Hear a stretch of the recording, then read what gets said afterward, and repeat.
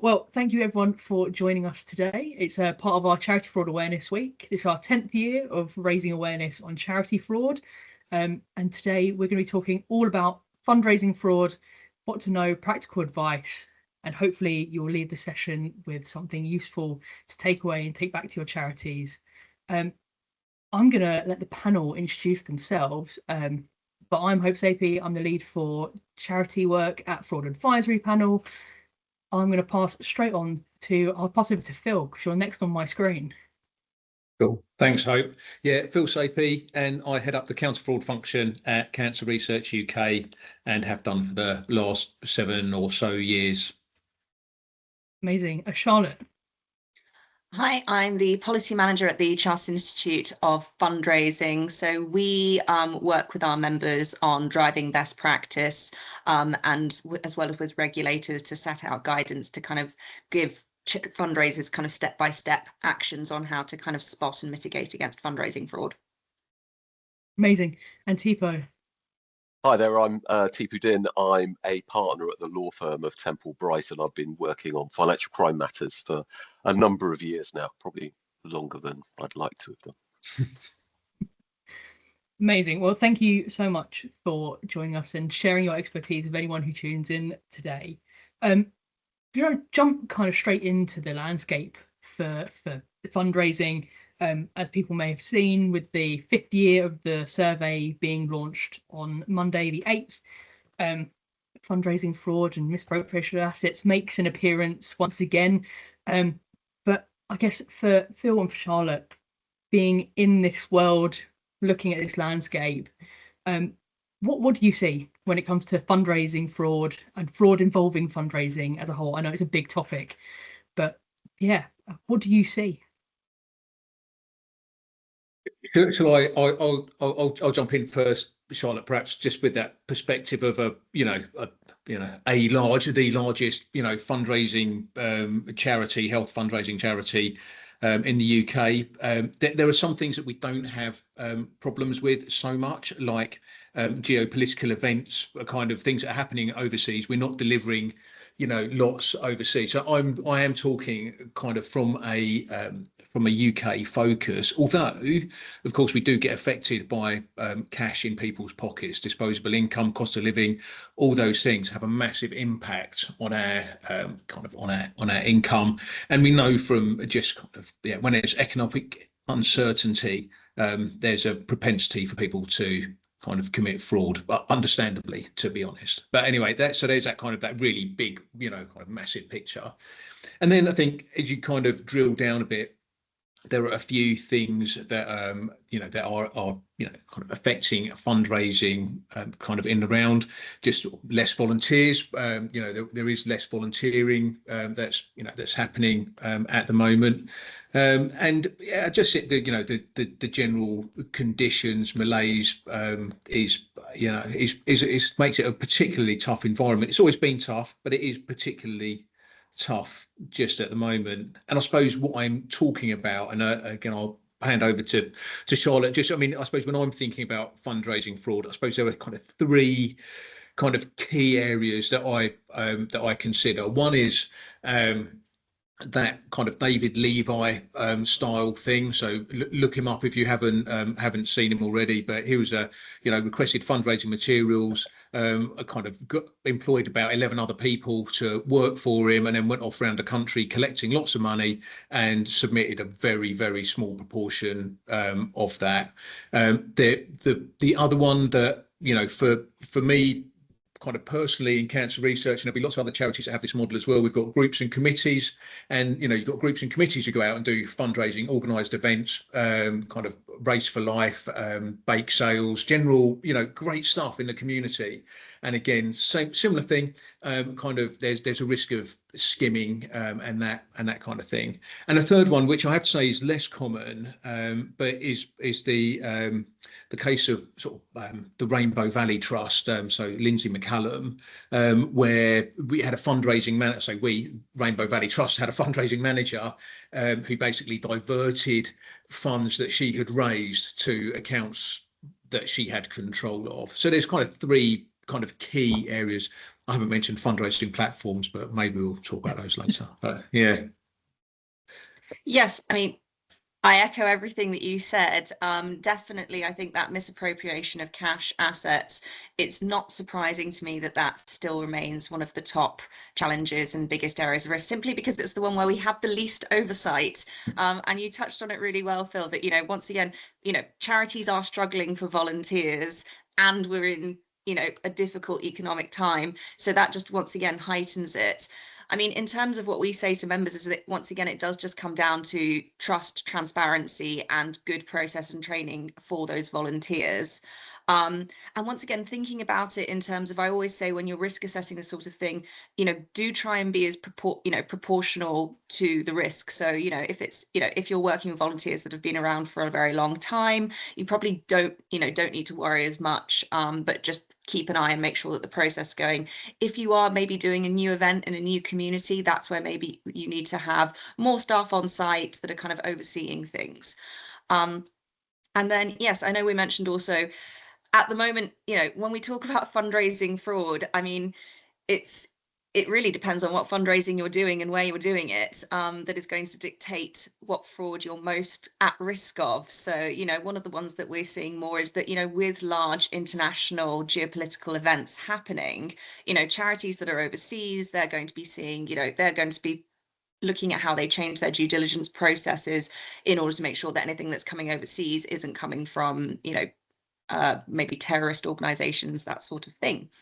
And, once again, that brings us on nicely that whilst cash remains the thing that's got a lot, hard to oversee, there is a lot of technological developments right now that are helping with, kind of spotting and mitigating against fraud in the kind of card payment space. So, more CCV checks, stronger capture recording, for example.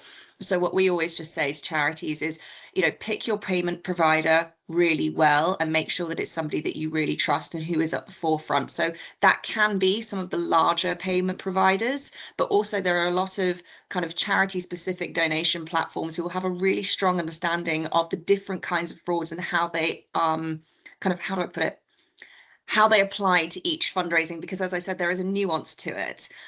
So make sure that when you are looking for that, that you really map the landscape well and that you pick somebody that you trust and who also kind of shares those values of keeping your donors' money safe.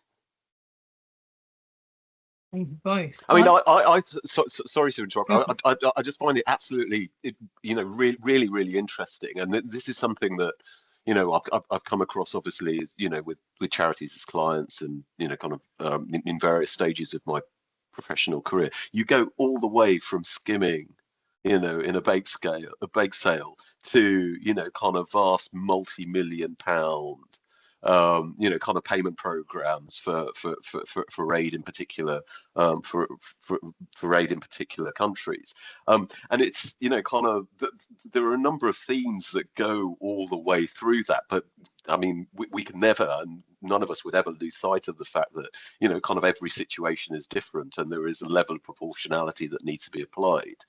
One thing I would say that is I found, and I'd be really interested to hear what Phil and Charlotte have got to say about it, is that one thing that permeates all of these examples is the really high level of trust that's in place.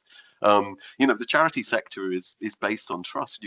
Everyone's trying to do the right thing, and as a result, kind of there is often a little bit of a reluctance to kind of scratch beneath the surface a little bit more, because kind of even asking the questions can sometimes feel a little bit uncomfortable.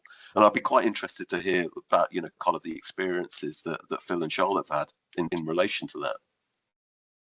Yeah, I mean, I'm happy to jump in on that kind of first, because it's so as we said just before the call, I think kind of you've been involved in kind of investigating, prosecuting financial crime for more years than you really want to talk about, and I'm kind of in a similar space. And one of the things that I've kind of grown up saying to people is trust is not a control. Trust is not a control. Yeah. And it's not.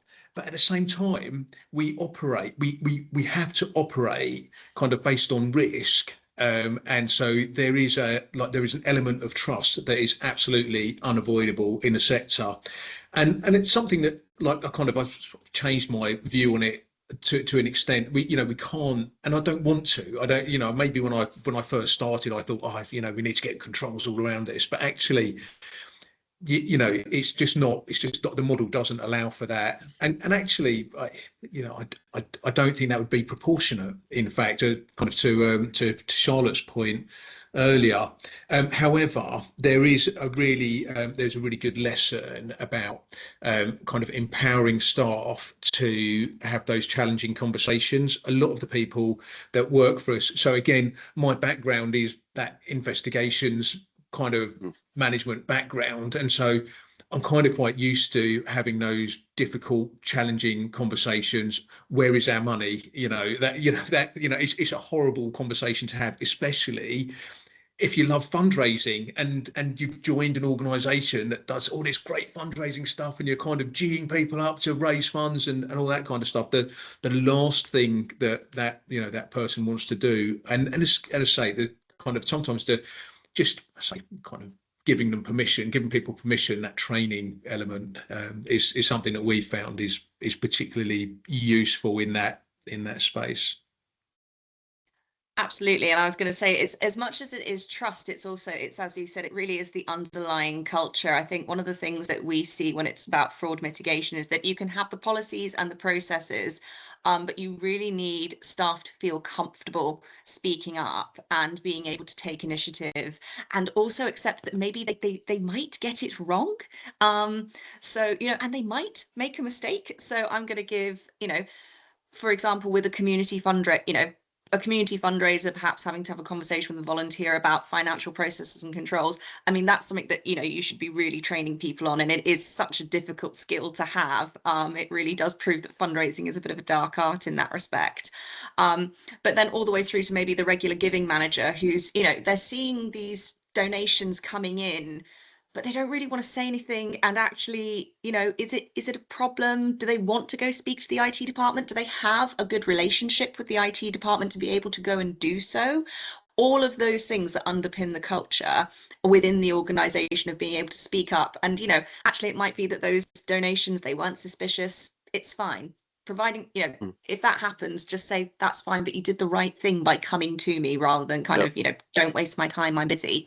So that's really, I think, what we see is that once you've kind of got that process, that message from the top that it's okay to talk about it, and actually if you get it wrong, that's fine, providing the bigger picture is that everybody's safe. Once you've got that mindset in, the processes and the controls will follow. Yeah, I mean, I totally agree. I think, kind of building that culture of, the speak up culture, the escalation, not being afraid to seek advice in appropriate circumstances. I think it's so important, and that's clearly part of kind of what I was talking about earlier in terms of there is a trust environment there in fundraising and in the charity sector more generally, and you can utilize that.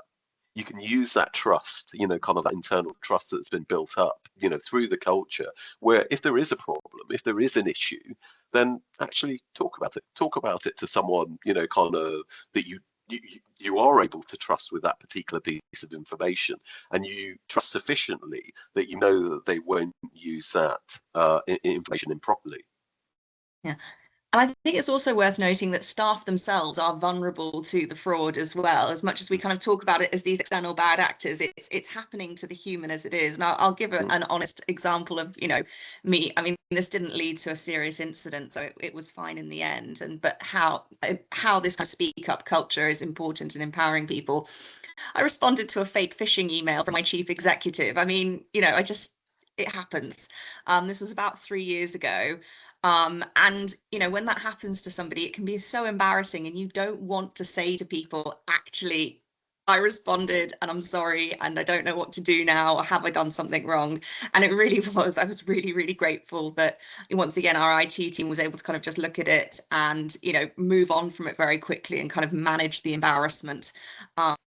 So once again, it's also just recognizing that staff will fall for these things and do make mistakes, and we're all human.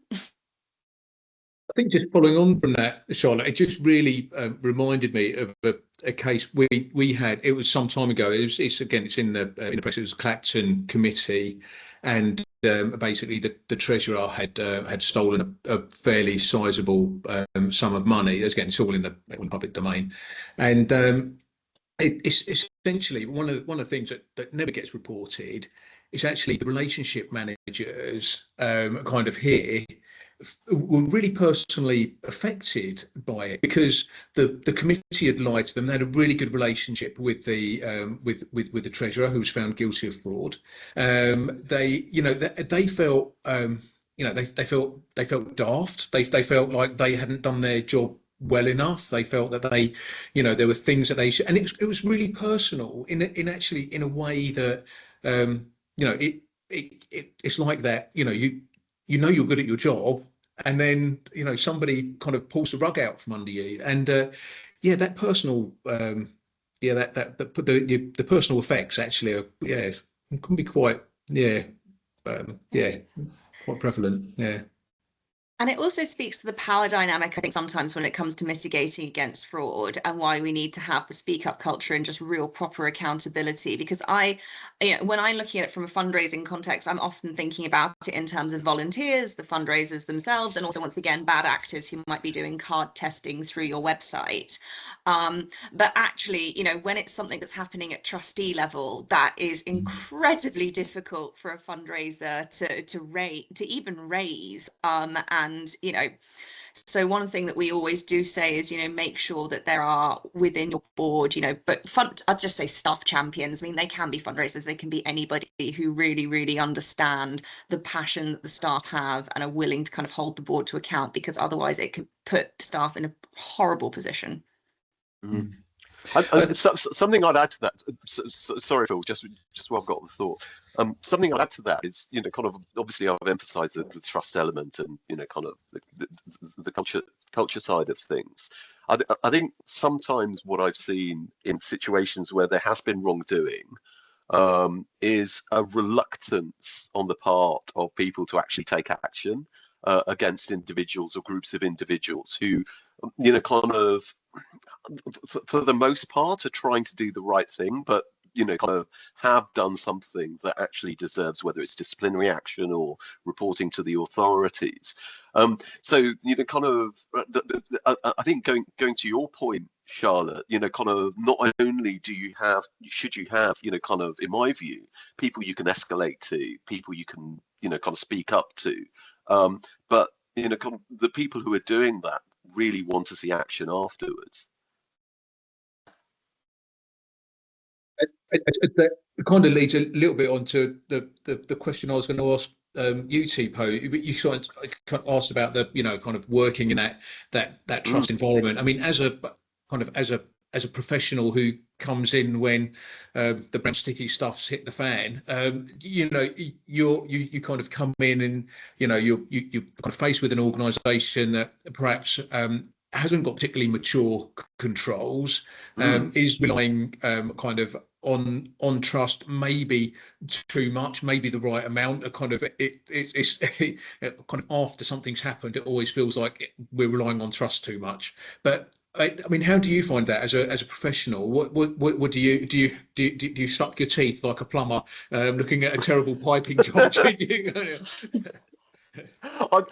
Certainly I'd never do that, obviously. But I think that I mean, I think kind of one of the things that kind of I initially look at is when there is a problem, is okay, what is the bedrock of control that's there already? Kind of there may be informal controls, there may be more formal controls, but what is actually in place to prevent particular wrongdoing, particularly, as we say, in the fundraising environment. A lot of that depends on the way in which the trustees and the management within the organisation, big or small, has approached this particular issue, if they've approached it at all.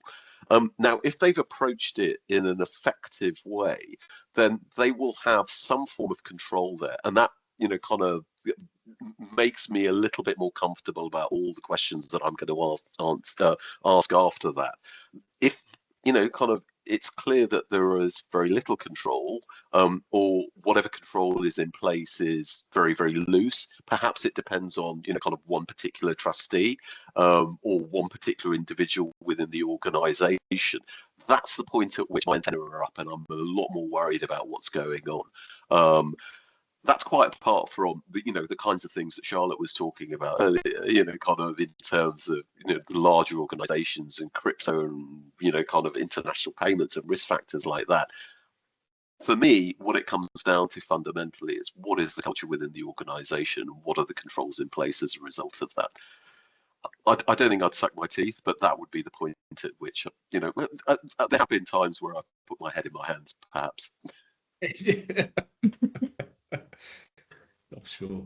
Well, Tipo, I think that leads quite nicely, because if we're talking about changing cultures and changing policies, all that kind of stuff, what a tool in all of our arsenals that is appearing and was asked about on the survey has appeared. So ECTA, all things talking about ECTA, changing policies and controls after a fraud, before a fraud, all those kinds of stuff.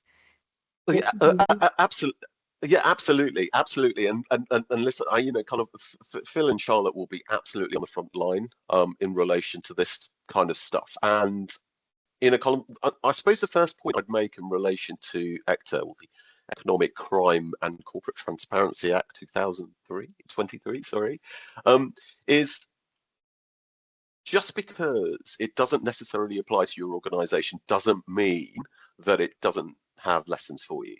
And I'd really emphasise that for everyone, because the failure to prevent element of ECTA and the guidance around that is useful to all organisations, big or small.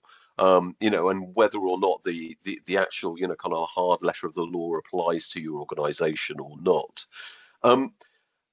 There are, and probably kind of the audience are very familiar with this. Kind of there are 6 kind of key things that are out there, and I'm not going to quote them, but it's worth talking about some of the issues that come about, and actually we've talked about some of the issues already, and and that hopefully demonstrates the usefulness of the kinds of guidance that's out there.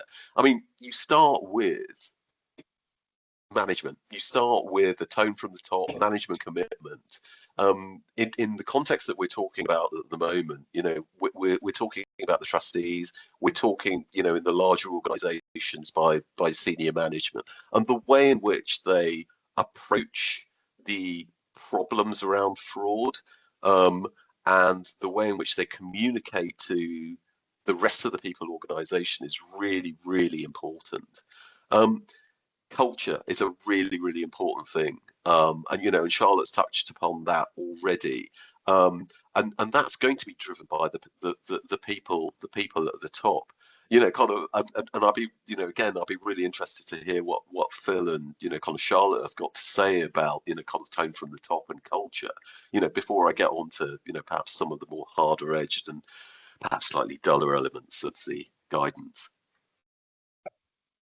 Yeah, I mean, we're really fortunate in Cancer Research UK with a great kind of audit committee, and a chair of the audit committee who's very concerned about kind of fraud and fraud risk, and actually what we're doing about that, and is kind of kind of across the ECTA piece. So sort of we kind of briefed the trustees in a timely fashion kind of for it. So we are very fortunate from the trustees.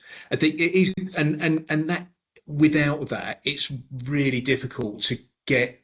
And especially, I mean, we are a large organisation, and so the distance between the tone at the top to the coalface, if you like, can seem quite far.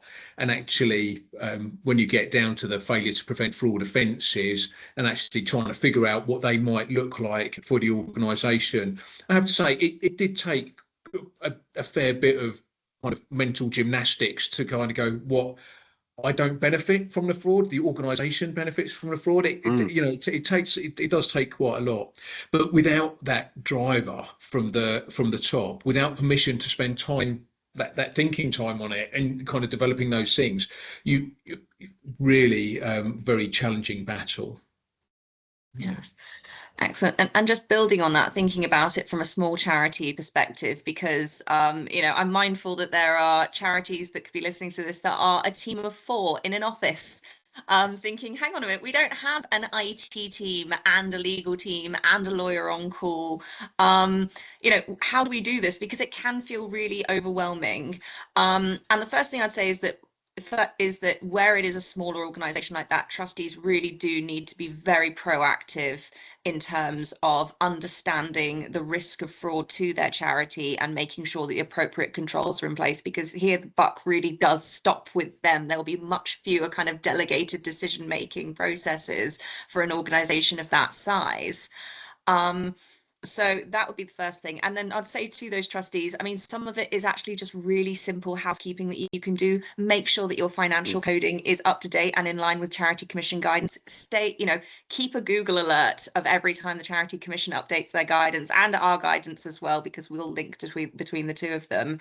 And remember that there are free resources out there to help you, inform yourself and put in the appropriate controls, which, you can't means that if you have got, a tight budget, you can still do the work compliantly without 100 experts. So that would be my first thing. And then the other thing I'd say is, once again, just make sure that in those smaller charities that there is somebody that is really taking the lead and has that strong relationship with the trustees in order to make sure that it trickles down. Yeah. I mean, I think that's absolutely right. And particularly when it comes to the smaller charities that don't have the resource to, go out to a compliance consultant or, have, kind of internal resource of the type that we're talking about. Really, kind of the themes that we're talking about in terms of the guidance of, although, some of them may carry slightly technical descriptions, are broadly the same, and it's exactly what Charlotte said. What are your risks? Big charity or small charity? Just have a think about, where your risks in relation to fraud may lie. Once you've identified the risk, what should you do about it? What controls should you put in place? Whether that's policies or procedures, whether it's training, whether it's basic things like getting whatever one person does sign off by another person. All of those things are controls that are in response to the particular risks that apply to your charity and your situation. What due diligence are you doing on third parties? Whether it's, as we were talking about, kind of what's your due diligence in relation to crypto, to kind of have you checked that person who's running that bake sale for you is kind of is above board. It can be as simple as that, and all of those themes apply whether you're a big charity like Phil's or a smaller charity like the one that Charlotte's been talking about. It's really, really helpful to hear all of that, because on Monday of this week, the NHS Counter Fraud Authority discussed the fact that we should be really honest in risk assessments, because it's so easy to just go, oh yeah, these are our risks. But if you're not looking honestly at your charity and going, actually, because we're this size, or we hire these people, or we do this kind of stuff, you just have to be really honest on those risk assessments about what is your actual risk. If it's you're growing, that's a positive risk to have, but it is a risk nonetheless. Well, thank you all. Any final comment? Kind of, I wanted to write as a top tips, but it's not the most helpful way of putting it, because who don't really want top tips for fundraising fraud to be the underlying part of our chat. But I guess just to keep this nice and short, kind of, what would be one takeaway if you were going into your charity or into a charity today talking about fundraising fraud? What would be one thing that you would want someone to take in? Charlotte, I'll start with you. You've been in the middle so much today. So What I would say, and I'm thinking really, this is almost what I say to everybody that comes through our policy inbox with compliance questions when it comes to fraud, is your gut is a risk assessment. So sometimes trust your gut. Then engage the head and the brain and the processes, but always listen to that moment of thinking, is this right? And I think fundraisers are faced with, 20 decisions every day at least. And it can be really, really easy to kind of try and just avoid that to focus on other things. Don't. Listen to your gut. It's there for a reason. Amazing. A TPO. I think, as I was saying earlier, I think the key thing, the thing that, kind of is the fundamental in relation to all of this, as far as I'm concerned, is your risk assessment. What are your risks? Everything else flows from that, whether it's improvements to your culture, whether it's, policies and procedures, whether it's the internal controls. Everything for me is about the risk assessment. Phil. So yeah, I mean, TPO's taken risk assessments. So I'm going to go with something. So I would agree. I would agree with you, TPO. Just so much. It's so important, just in terms of how you decide on your resources for how you get without doing that risk assessment. But I'm going to go with something more operational, and something that we kind of talked about at the start a little bit, or I talked about a little bit at the start. Was that permission to ask questions. So, one of the ways that we find out about kind of fundraising fraud in a reactive way is we get a complaint about a fundraiser, and actually kind of training staff to ask the right questions.